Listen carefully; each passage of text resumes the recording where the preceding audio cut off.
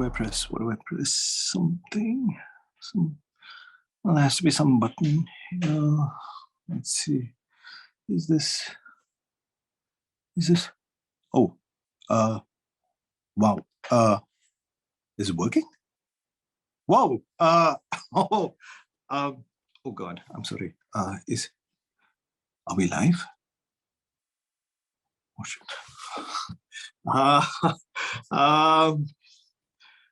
Hello, everybody. Yes. Yes, we're live.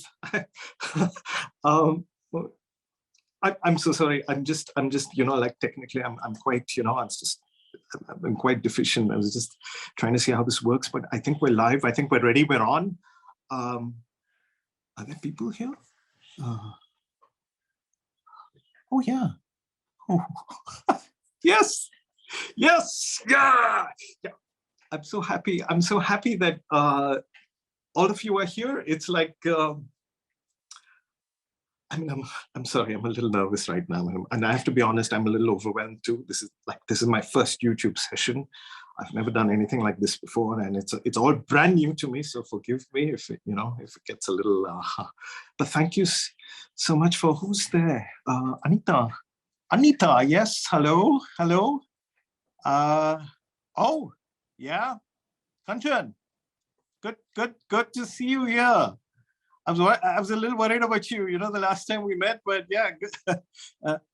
Who else? Robert from New Zealand. Wow, we have an international audience. Hi, Robert. Thank you for being. This must be really late for you, right? New Zealand. It's like it's.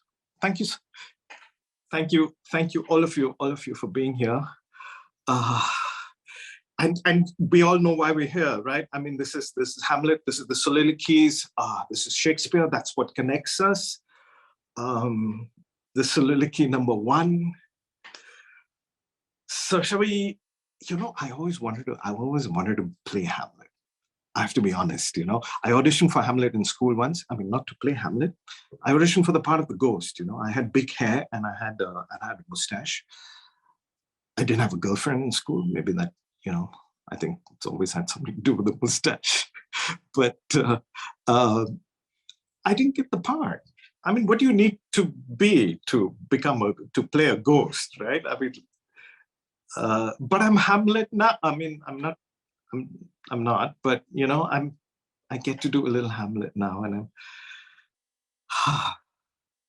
okay. My heart's like beating really fast, so I'm just gonna.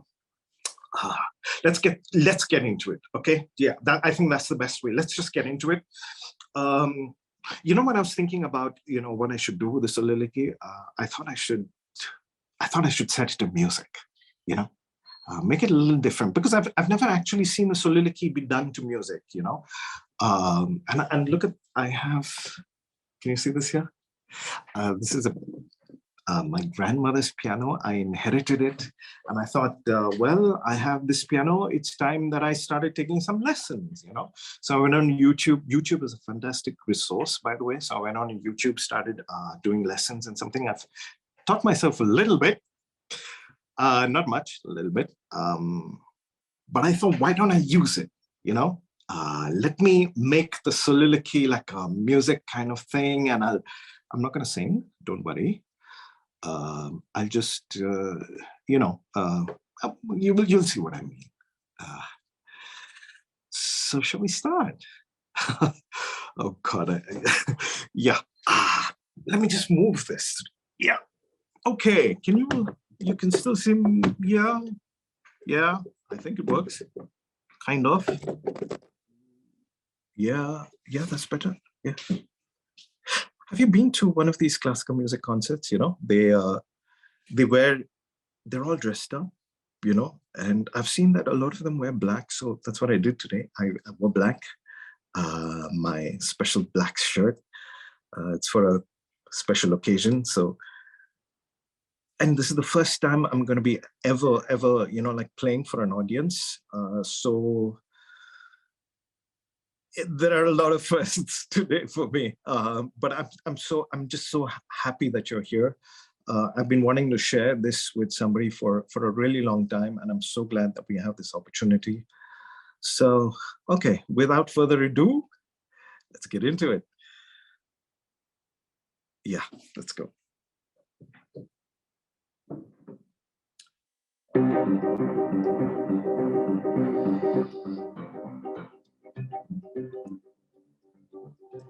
Oh, that this to solid flesh shall melt,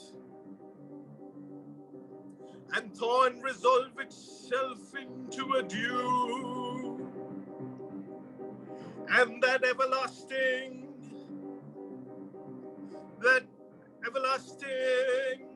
his cannon against self-slaughter. Oh God, oh God,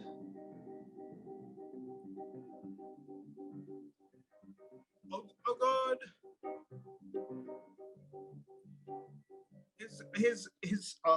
his cannon against self-slaughter, everlasting. Oh God,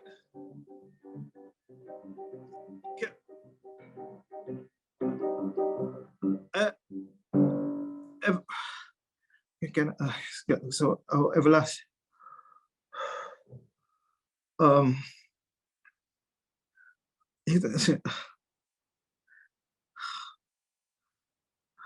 Okay, that's embarrassing. His cannon against self. You know, I practiced this so much. You're not going to believe how many times I did this. You know, my mind has just gone blank. I think it's because I'm really nervous.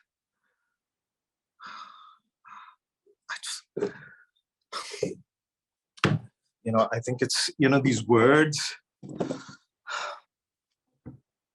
I mean, they're so difficult, right? This ancient, you know, old English, the these and the thous and everything. And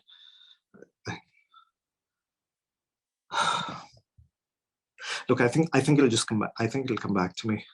Maybe if we can give it let's give it a little more time. Okay, let's give it a time. I think it will come back. I'm quite sure.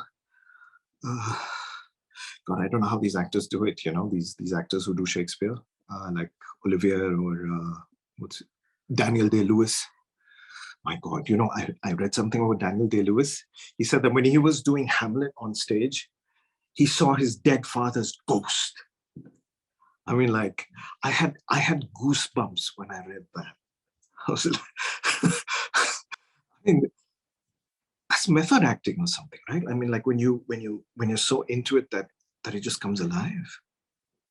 I think that's a moment that any actor would sort of die for, right? That I would love for that to happen to me. I mean, I don't want to see my father's ghost. My father's alive and well, actually. He's in the next room. And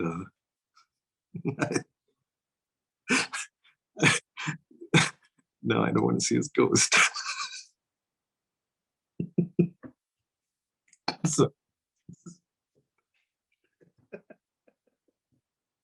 So yeah, it's it's not a good time to be talking about dying. I'm sorry, that was not appropriate. You know, I have an idea. Okay, like I'm trying to remember the words, and they're still not happening, right? So, I mean, why don't I just read it out to you? Yeah, I mean, with the music, of course, but I'll just do it. I mean, I'll do it with the words, is what I'm saying. You know, I think that's the best thing. I have the book here. I have the book. Yeah, we can do it that way. And I think, you know, this way I'm not going to forget anything. It's not going to be like weird. And yeah, I think I think we'll also mix up the music a little bit. I think last time it was, I don't know, change it just that much. Yeah. Okay. Here goes. Soliloquy number 1. Yes. Okay. music.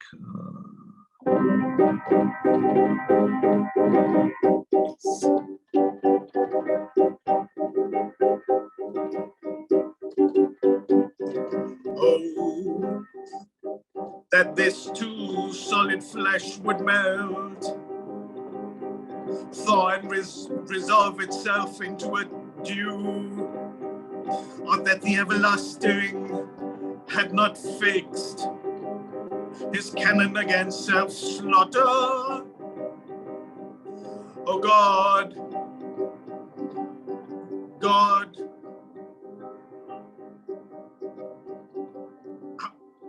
how?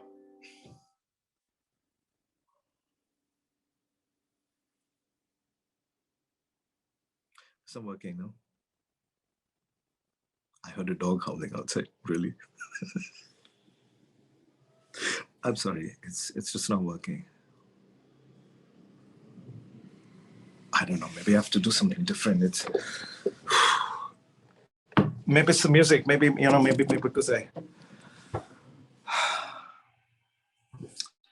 I'm sorry about this. It's not what you expected, is it? You know what? I mean, this is all very new to me, right? And I'm sure there are like, I don't know, actors, singers, writers, like creative people types in the audience. And, maybe if you could just, tell me what I could, try, or, any ideas you have. This is a two-way thing. It's not a one-way thing. It's a two-way thing, okay? This is what I want it to be. We're starting a community here. We're sharing, and I mean, I need to hear from you as much as you hear from me. So listen, there's a chat thing below there. Okay, there's there's a chat. If you can just like type in something and say, okay, look, maybe you could try this or that, or anything, like feedback, or I don't know, whatever response, something, it'll really help, especially for me. Anita. Oh, that's very kind. Yeah, that's very kind of you to say. Yeah, yeah. Oh, yeah. What? Oh, okay. Needed a more. Okay, drums. Yeah. That would have. Yeah, everybody likes a good bang at the end. Yeah. Thanks. What? I'll play the piano. Yeah, I just did. It didn't sound like I was playing the piano. I'm sorry. I'm just learning, I promise. Robin. Yeah, well, I did say it was the first time I was doing this, right? Yeah. No, I appreciate you. I appreciate all of you. Yeah. I mean, Robert, is it, yeah, keep calm and, okay, thanks. It's past your bedtime, Robert. Now, I think it's very important, that as an artist or as a creative person, it's it's very important to be able to respond to criticism, to feedback, to take it on, make it part of one's process. I think that's really important. Yeah. Thank you. I appreciate it. When I was looking at the soliloquy and trying to figure out, like what to do with it, I was thinking, I mean, the story, right? Hamlet is the sad, depressed, kind of lonely guy. It's not very different from, the rest of us or anything like that. So I was just thinking, like, what if Hamlet was alive today? Alive as in not just alive today, but like the pandemic, everything locked in, not able to go anywhere. The only thing that you have access to is social media, Facebook, Instagram, that's where you get all your news. That's how you stay connected. He would have fit right in. Yeah, I mean, he's a little depressed, sad, little depressed bugger, right? Yeah. You remember at the beginning of the lockdown, there was they had this curfew, and like you couldn't step outside. Like if there were cops. There's this video I saw once on YouTube. You should look it up. It's on YouTube. Okay, I don't know. I haven't seen it since. Okay, I haven't seen cops like this since. But they're wearing these. They're wearing these helmets. Okay, that look like coronavirus, right? So they have this rubber thing, like. So if you were running down the street and everything, they go chasing after you, like like with a with a stick. Cops. Have you ever been beaten up by a cop? I've come very close, like honestly, really, really, really close. And the thing is, before they beat you up or they ask you for money, all right, they ask you what your name is. Like, okay, so we'll know who we're beating up, like that kind of thing, right? Oh, and masks. This would have been Hamlet's thing, the mask. Like, put it on. I mean, you know the story, right? Oh, what a messed up story it is, right? Messed up family, messed up story. I mean, the guy is sad, he's angry. I mean, he would have, when I look at this, you see what I look like, right? Okay, now what happens when I put on my mask?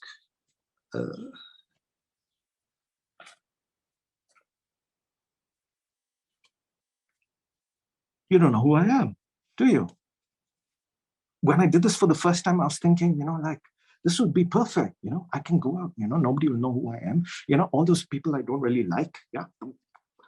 I can just, nobody will know.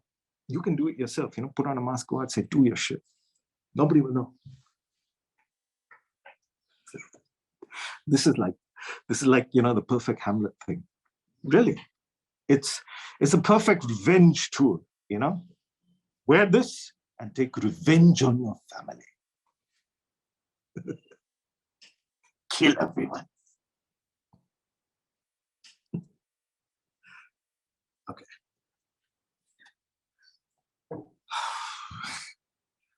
You have to be a little careful. You have to be a little careful about what you see on what you say on social media nowadays. Like, can't say you're going to kill everybody or talk about dying or get cancelled. Have you been cancelled? I've never been cancelled. Please don't cancel me.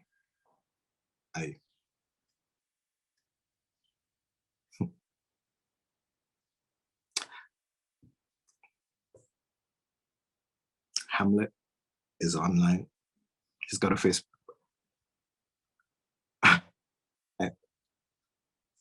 Have you ever wondered what happens to your Facebook account after you die? I mean, we're living our entire lives online right now, right? We're all connected. Everything happens online. But what happens after you die? I actually looked this up, okay? Seriously, I looked it up. So it says, here, what happens to Facebook profiles of people who are dead? So Facebook memorializes your account by default when it is notified of your demise. You can choose to delete your account permanently after your death, and you can choose to appoint a legacy contact to your Facebook account after your death. There's something a little strange about that, this whole thing about after your death. I tried deleting my Facebook account once. Like, really, I deleted, I think, all my photographs. I unfriended all my friends and I deleted my account. 3 years later, I logged back in and everything's still there. I mean, you can't delete your account when you're alive. But Facebook is convinced you can do it after you're dead. So imagine, okay, so Hamlet's whole family is on Facebook. Okay, so he's got a Facebook account. His father's got a Facebook account. His mother's got a Facebook account. Claudius, his uncle's got a Facebook. Oh God, it's so messed up, man. It's just so messed up. Okay, so Hamlet takes over his father's Facebook account after his death and starts sending messages to everybody.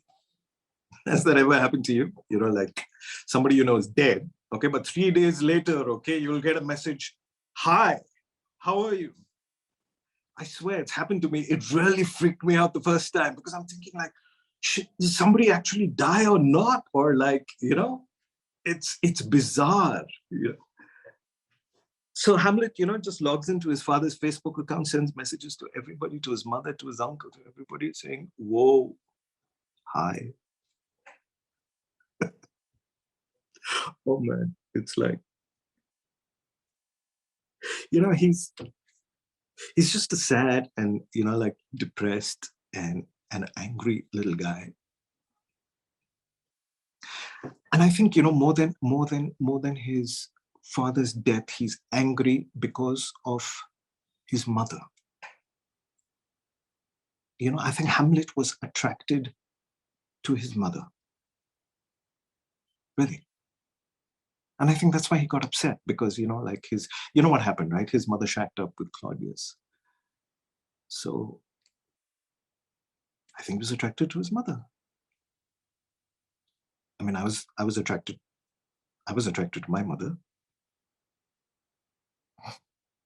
She was a very attractive woman.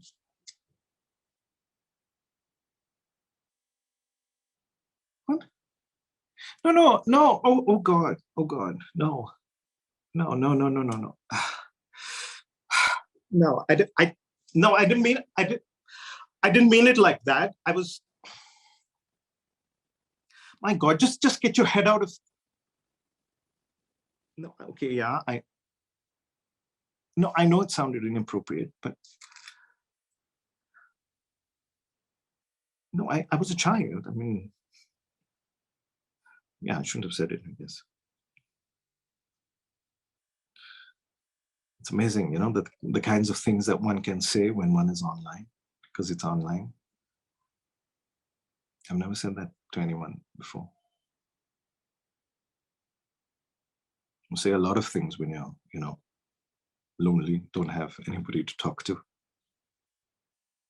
You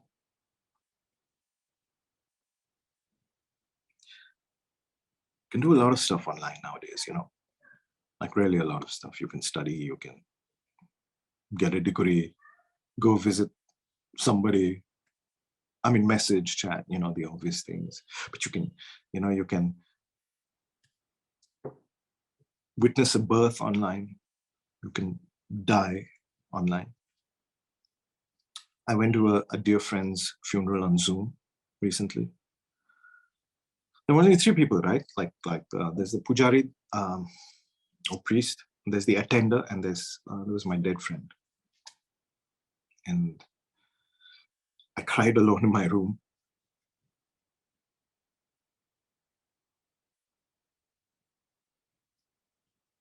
I'm sure Zoom didn't think, like, okay, yes, let's make an app, right, where everybody can, go for funerals and, watch everybody else die.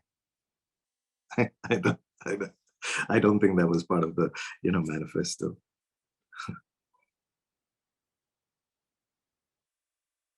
I'm sorry, I'm digressing, and it's becoming depressing. The soliloquy. What if Shakespeare never actually wrote the soliloquy? Bugger. It's very, very possible.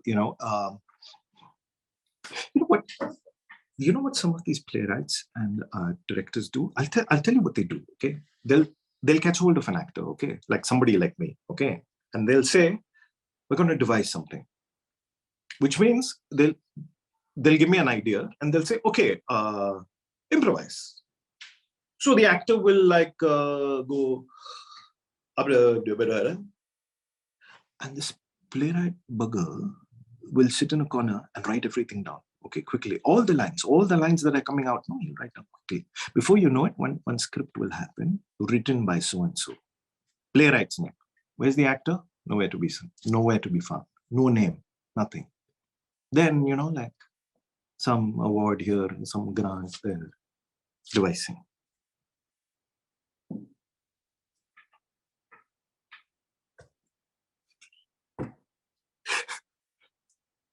I shouldn't say such things, really. I like acting. I'm looking for work, or like to get work. It's been a really long time since I got work. Sorry about that. I don't mean, no offense to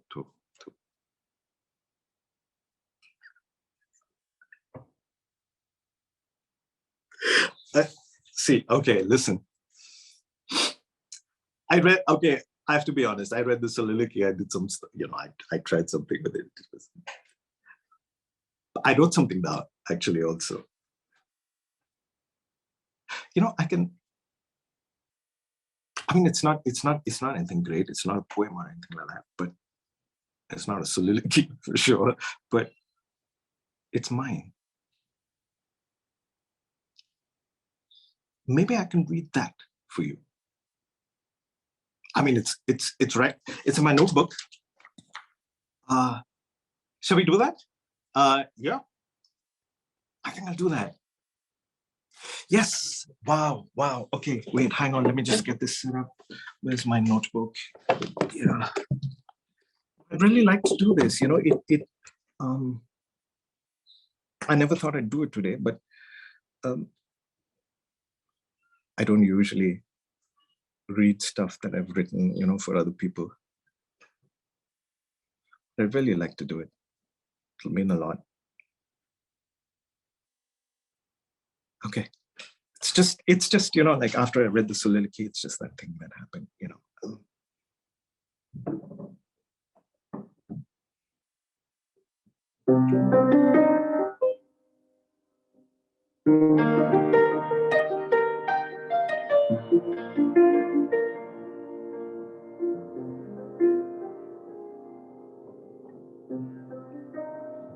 I must hold my tongue when I meet you in person. But I curse you in my head each and every second of my day for what you did to my father. I must hold my tongue. Yeah, when I see you say things that you don't mean, because if you really did mean it, then you would have mourned longer, right? You would have at least cried once in front of me, or sent me a video of you crying. I saw his funeral on Zoom. And even there, I couldn't hold my tears, but you held your tears so well, that strong, resilient woman that the world expects you to be, right, dear mother?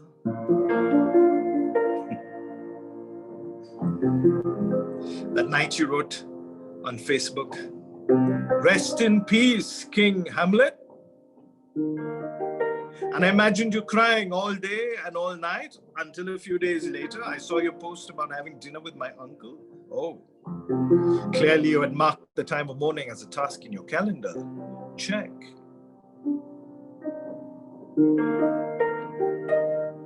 I wish you were like Niobe, Queen of Thebes, wept for her dead children even when she was turned to stone.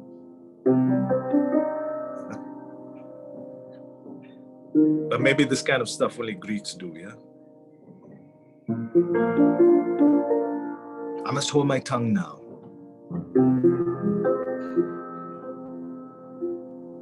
The next time, I'll see you in person. Yeah. Yes. Oh my God. Okay.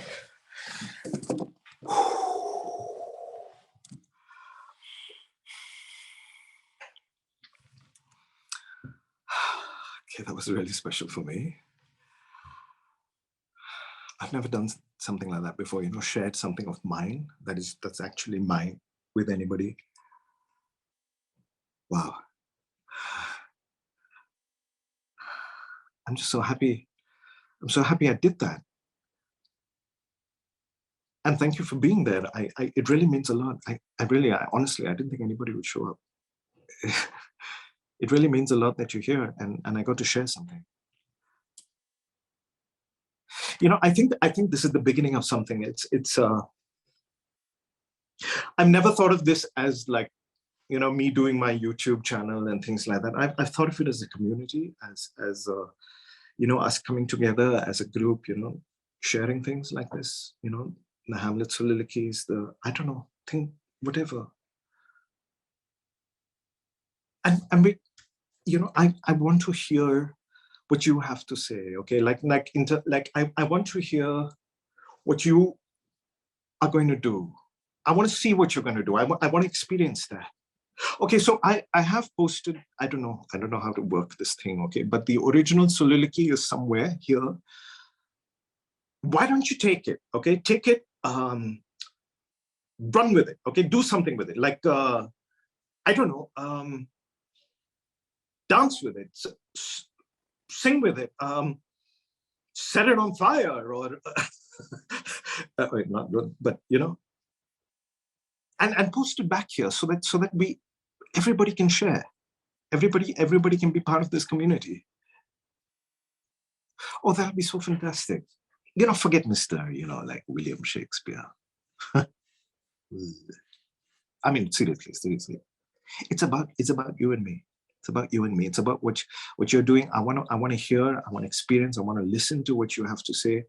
And I'm going to do the same. And I really appreciate you being here. Oh, by the way, there's a bell icon somewhere on top. I think if you click, you'll be notified of, you know, everything. Just please click that. Please subscribe to my channel.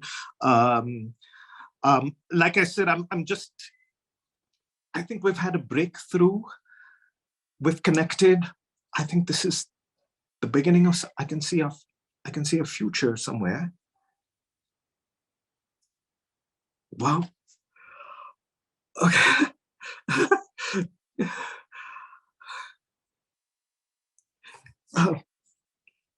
I've taken up a lot of your time, so I'm going to say goodbye now. But I'm really.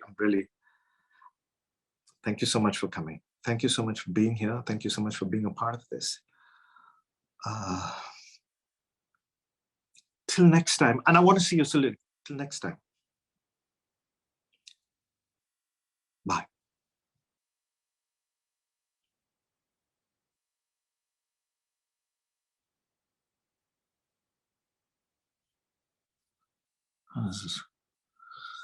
Oh God.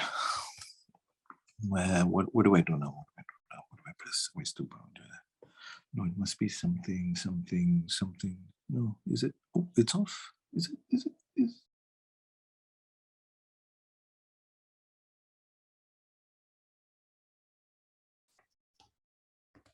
Thank you so much, PK, for that performance.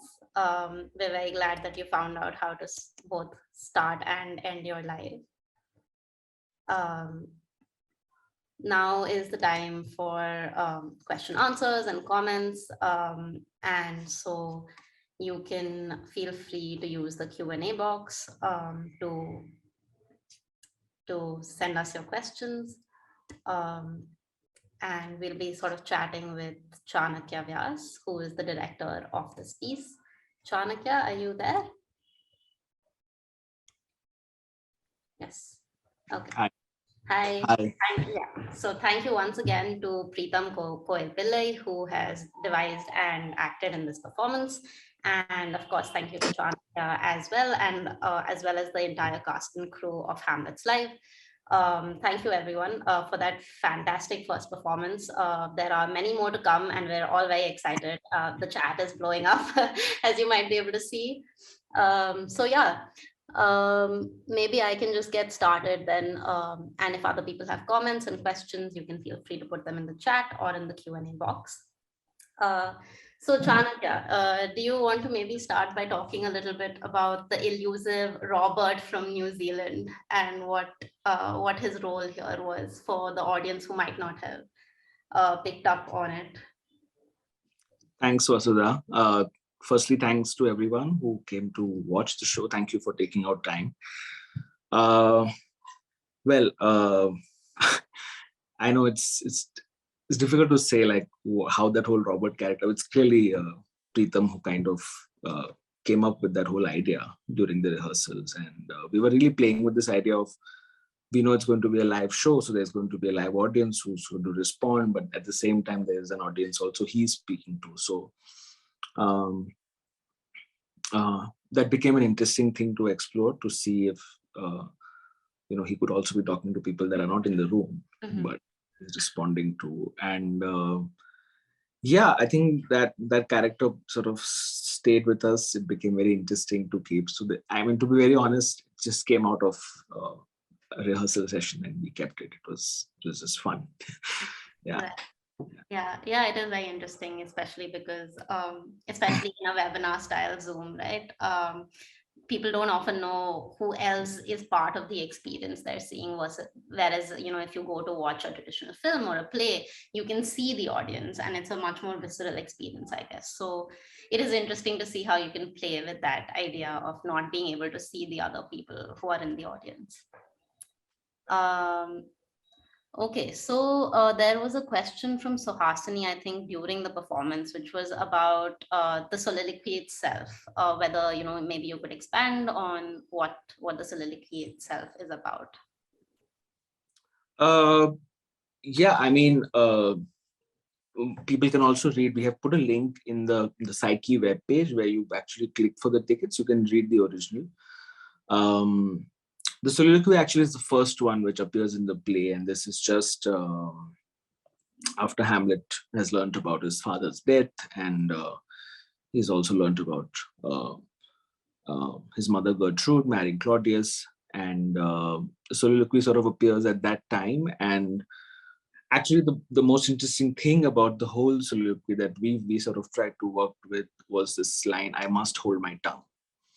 And initially, when I was trying to play with this idea and sort of try to think of what would that mean and expand that a little further, as we work with it in the rehearsal. So what you also see in the performance is you don't see the whole soliloquy actually read out the way it is.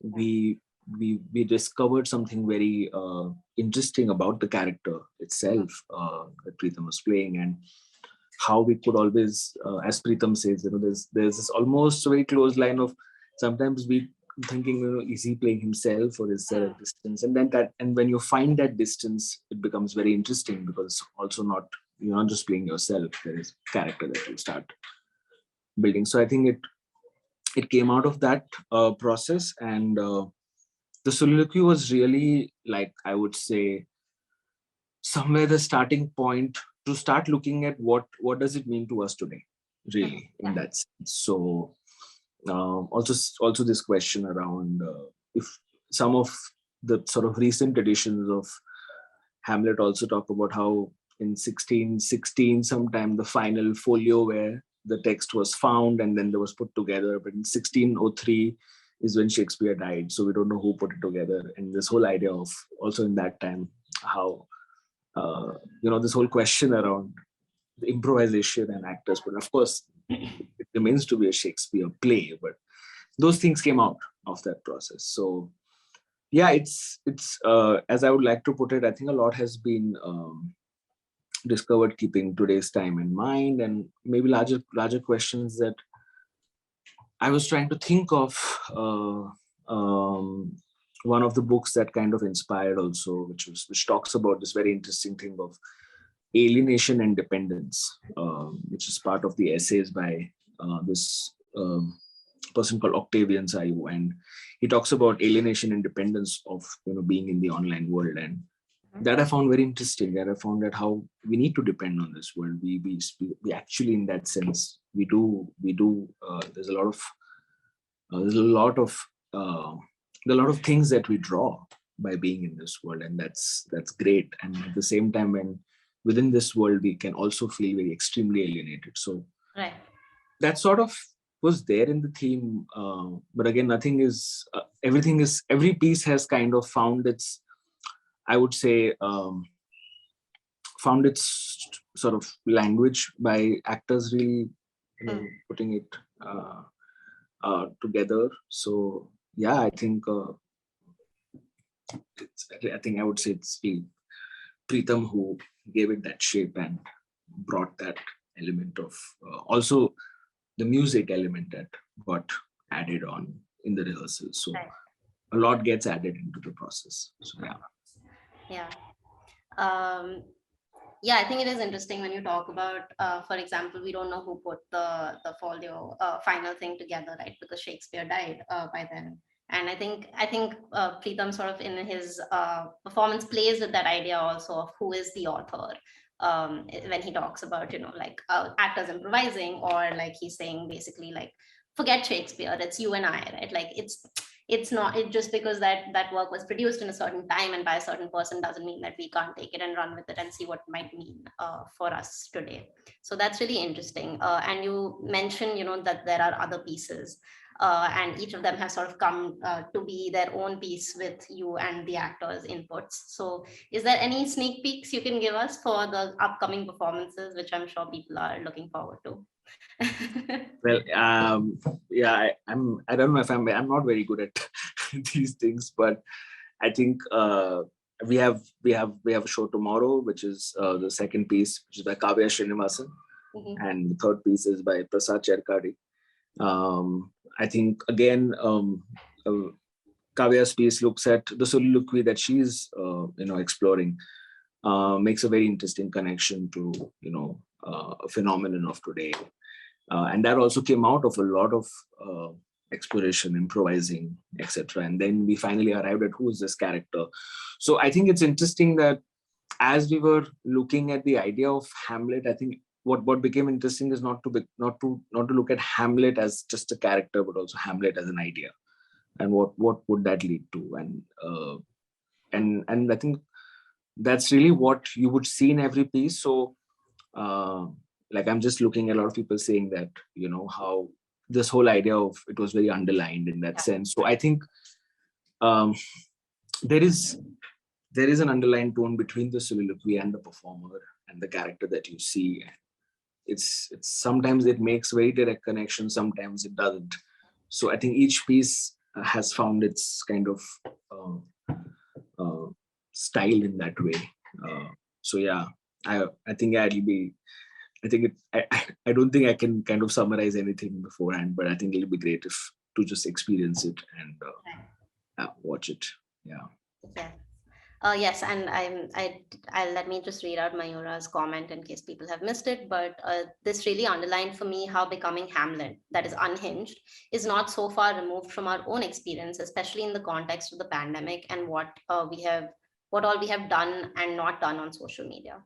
And I think that's really interesting because you see the character of PK almost become hysterical in this kind of funny but also concerning way. And there's this line, right, between seriousness, because he's talking about attending funerals on Zoom, but there's also this undercurrent of humor inside embedded within the whole performance. So I was just wondering, how did you manage to balance that, or was that an active, conscious thing that you thought about while devising this?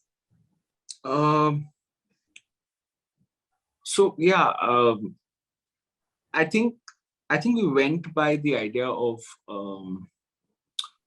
what would, like, who is this guy really, like, if he's talking about this. And it took a while, it took a couple of rehearsals to see, okay, where are we setting this kind of a tone? Like, is it getting serious? Is it going to always have that tone of him coming out of it and then laughing on it, and then also saying that sorry, I shouldn't say these things, I shouldn't say these things.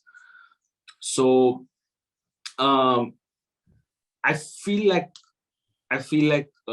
there was no conscious attempt to make a balance in that sense, but I think the balance is found in the way the character gets established itself in the piece. So yeah, we always had doubts about it in the rehearsal, and I think it's good to stay in doubts sometimes. So we always went with the flag that, okay, fine, how did you feel about this one? And if we went back and said, okay, this bit seems a little off, then okay, we would do a rehearsal without that, or we would tweak it or change it. And really, that's how the whole piece was made. It was really about how in this piece, definitely how Preetam felt about after doing every run and every new change that we added, or everything that we had. A lot of stuff got removed, new things got added. Right. So yeah.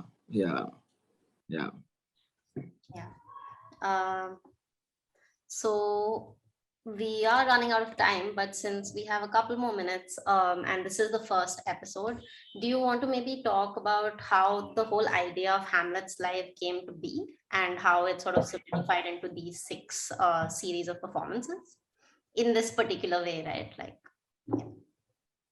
Um, so yeah, I think the way I think it's gone through many iterations. It's very difficult to also say, like, if you ask me how this entire piece right now that you're going to watch in the next couple of days, I would say it has had a very different process. If I go back to how the idea sort of kind of started, it was a very different process.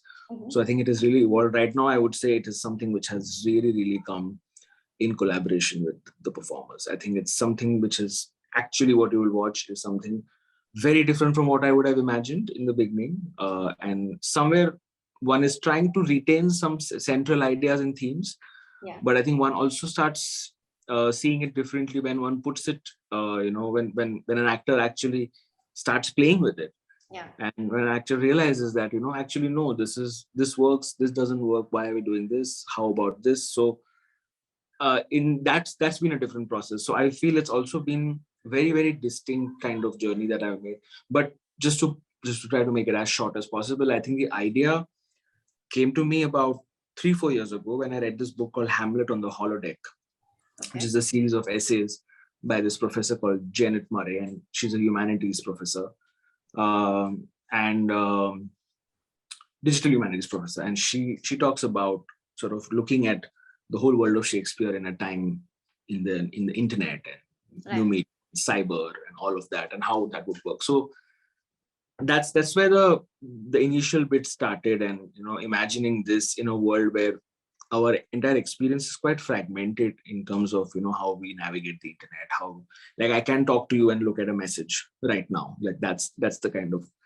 So it sort of got started thinking about it there, and then when I was reading about this in this book Hamlet and the Madness of the World, which talks about 3 contemporary Hamlet productions where they talk about alienation, independence as an idea. So I think these 2 things came together, and then really the idea was that, okay, let's see if Hamlet had to be imagined now in this time, what would that mean? And does it mean that you do the play the way it is just by changing the time and the context, or does it mean we find a new way of doing it, a new way of looking at it, where Shakespeare's version is there, but then what is our version? What do we make out of it? How do we make sense out of it? So yeah, that's been the journey, and I think it's shifted a lot from where it started and where it is now. So Right.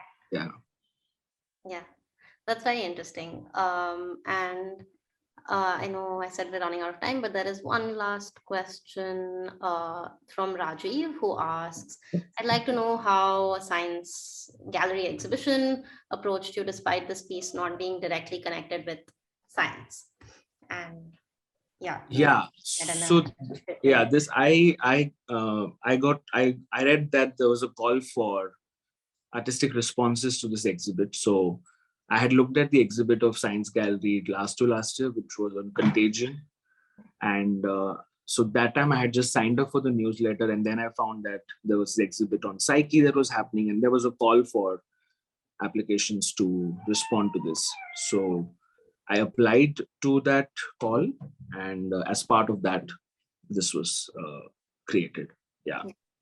Yeah, exactly. And I mean, I guess I'd also like to say that, though our name is Science Gallery, we do sort of work across disciplines.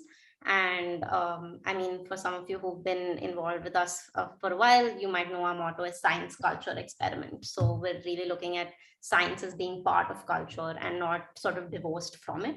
So all of our exhibition seasons have things like film screenings or performances. For example, Contagion had this performance called Contagion Cabaret that was brought together by different people like historians, actors, writers, and so on. And of course, Chanakya's performances, the series of performances are also part of that sort of interdisciplinary mode of engagement that we're trying to do at the gallery, and trying to see how both the sciences and the humanities and the arts can sort of come together to create new forms of knowledge, new forms of creations, or new forms of looking at the object of inquiry, right? And in this case, psyche, because of course, Hamlet is very much about the emotions he feels and the things that he does with them. So yeah, that's, I think, I mean, I hope, Rajiv, we together might have answered your question a little bit. but we are running out of time now. So I'm going to sort of wrap up and encourage everyone to sign up for the second and third performances of Hamlet's Live, which are happening tomorrow and the after. We have 3 more happening next weekend, and each of them is as exciting as the last. So feel free to sign up. You'll find the links in the chat. And I'd just like to take a moment of your time and ask you to fill in the feedback form, and let us know what you enjoyed, what else you want to see from us. We're always very happy to hear feedback from all of you. And you can also explore the Hamlet's Live exhibit, where each of these performances will go up, and it'll be sort of a evolving exhibit, and you'll be able to see the trailer there, and all the other information for the upcoming performances as well. And finally, I want to thank you again, Chanakya, for this fantastic first piece, and of course, Preetam for acting and devising it, as well as the rest of the cast and crew of Hamlet. Thank you again, everyone. Take good care, and we have another lecture in another half an hour by Ted Porter, which is looking at, which is called Family Tables of Insanity. And so if you're interested in that, do join in, or you can just hop on over next Zoom call. And thanks again, Chanakya. Do take care, everyone. Thank you for joining us. See you again soon. Thank you, Vasudha. Thank you, everyone.